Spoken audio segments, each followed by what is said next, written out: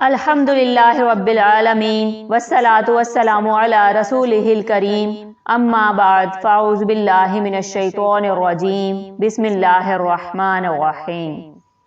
السلام علیکم ورحمۃ اللہ وبرکاتہ۔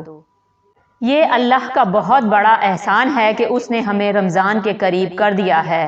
اللہ سے دعا ہے کہ وہ ہمیں رمضان کریم نصیب کرے۔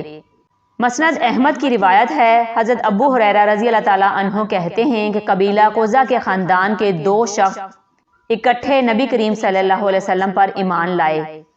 ان میں سے ایک جہاد کر کے شہید ہو گیا اور دوسرا 1 سال مزید زندہ رہا اور پھر فوت ہوا، یعنی 1 سال کے وقفے کے بعد فوت ہوا، شہید نہیں ہوا۔ طلحہ بن عبید کہتے ہیں کہ میں نے خواب میں دیکھا کہ وہ شخص جس کا 1 سال کے بعد انتقال ہوا اس شہید سے پہلے جنت میں داخل ہوا ہے، تو مجھے اس پر تعجب ہوا۔ صبح میں نے رسول اللہ صلی اللہ علیہ وسلم کو یہ خواب سنایا تو رسول اللہ صلی اللہ علیہ وسلم نے فرمایا، کیا اس نے اس کے بعد یعنی پہلے شخص شہید کے بعد رمضان کے روزے نہیں رکھے اور سال بھر کی نمازیں اور اتنی رکعتیں نہیں پڑھیں، یعنی 1 سال کے رمضان کے روزے اور نمازیں اس شخص کو شہید سے بھی آگے لے گئیں۔ گزشتہ کے نیک لوگ 6 ماہ تک یہ دعا مانگتے تھے کہ اے اللہ ہمیں رمضان تک پہنچا دے، اور پھر رمضان کے بعد 5 ماہ تک یہ دعا کرتے رہتے تھے کہ اے اللہ ہمارے رمضان کے روزے قبول فرما۔ اسلاف کسی نیکی اور غرور میں مبتلا نہیں رہتے تھے، مگر پھر بھی اللہ سے ڈرتے تھے کہ جو کچھ ہم نے رمضان میں کیا وہ قبول بھی ہو جائے۔ سورہ مومنون میں اللہ تعالیٰ ارشاد فرماتے ہیں، اور وہ کہ انہوں نے جو کچھ دیا اس حال میں رہتے ہیں کہ ان کے دل ڈرنے والے ہوتے ہیں، یقیناً وہ اپنے رب ہی کی طرف لوٹنے والے ہیں۔ یہ وہ لوگ ہیں جو نیکی کے کاموں میں جلدی کرتے ہیں اور یہی ان کی طرف آگے نکلنے والے ہیں۔ ابو بکر البلخی کہتے ہیں کہ ماہ رجب کھیتی لگانے کا مہینہ ہے، ماہ شعبان کھیتی کو پانی لگانے کا اور ماہ رمضان کھیتی کاٹنے کا، یعنی رجب سے ہی رمضان کی تیاری شروع کر دینی چاہیے اور شعبان میں زیادہ آگے بڑھنا چاہیے اور پھر رمضان میں پوری تیاری کے ساتھ داخل ہونا چاہیے تاکہ ہمارا وقت ضائع نہ ہو۔ اور وہ یہ بھی کہتے ہیں کہ ماہ رجب کی مثال ہوا کی طرح ہے، ماہ شعبان کی بادلوں کی طرح، یعنی پہلے ہوا چلتی ہے پھر بادل آتے ہیں، اور ماہ رمضان کی مثال بارش کے جیسی ہے۔ اور جس نے ماہ رجب میں نہ تو کھیتی بوئی اور نہ شعبان میں کھیتی کو پانی لگایا تو وہ رمضان میں کیسی کھیتی کاٹنا چاہے گا، یعنی پھر وہ رمضان اس طرح نہیں گزار سکے گا جس طرح ایک شخص تیاری کے ساتھ رمضان میں داخل ہوتا ہے۔ ہمیں رمضان کی تیاری کیسے کرنی ہے؟ ہماری تیاری کیا ہوتی ہے؟ گھروں کو صاف کر لیں، سارے کام نپٹا لیں، کپڑے استری کر لیں وغیرہ، لیکن اسلاف گھروں کو صاف کرنے کے ساتھ ساتھ اپنے دلوں کو صاف کرتے تھے۔ وہ رمضان میں اس طرح داخل ہوتے تھے کہ ان کے دل میں کسی کے خلاف بغض، کینہ اور نفرت نہیں ہوتی تھی۔ یہ تھی ان کی رمضان کی تیاری۔ اور یہ سب کیسے نکلتا ہے دلوں سے؟ اس وقت نکلتا ہے جب دل کے اندر ایمان راسخ ہو جاتا ہے۔ اسی لیے رسول اللہ صلی اللہ علیہ وسلم نے فرمایا، جس نے رمضان کے روزے ایمان کی حالت میں حصول ثواب کے لیے رکھے تو اس کے پچھلے گناہ معاف کر دیے جائیں گے۔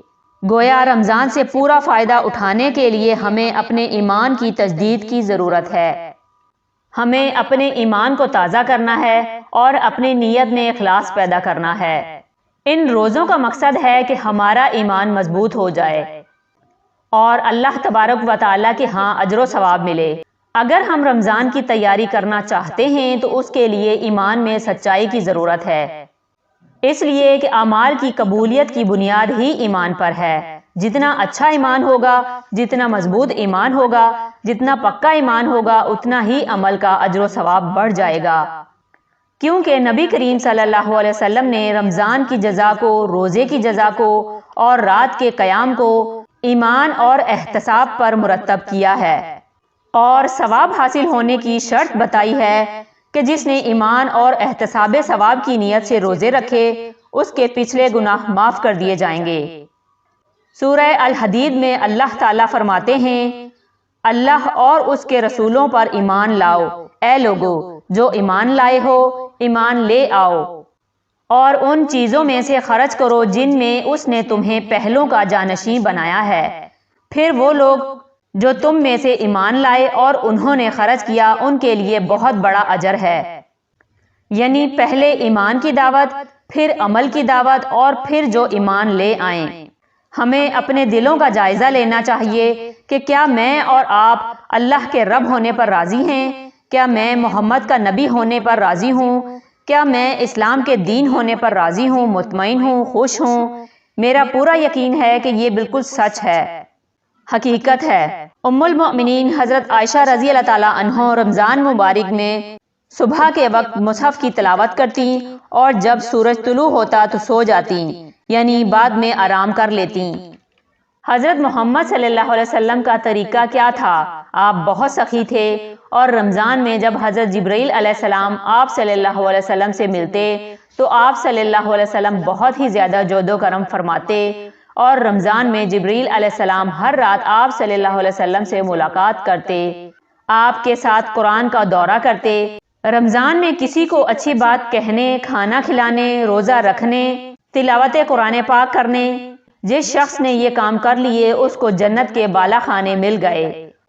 اور رات میں جب لوگ سو رہے ہوں تو صرف اللہ کے لیے نماز ادا کریں۔ رسول اللہ صلی اللہ علیہ وسلم نے فرمایا، روزہ صرف کھانا پینا چھوڑنے کا نام نہیں بلکہ روزہ نفس سے بچنے کا نام ہے۔ اللہ سے دعا ہے کہ ہمارے ایمان میں اضافہ فرمائے اور رمضان کے روزے ایمان کے ساتھ رکھنے کی توفیق عطا فرمائے، آمین۔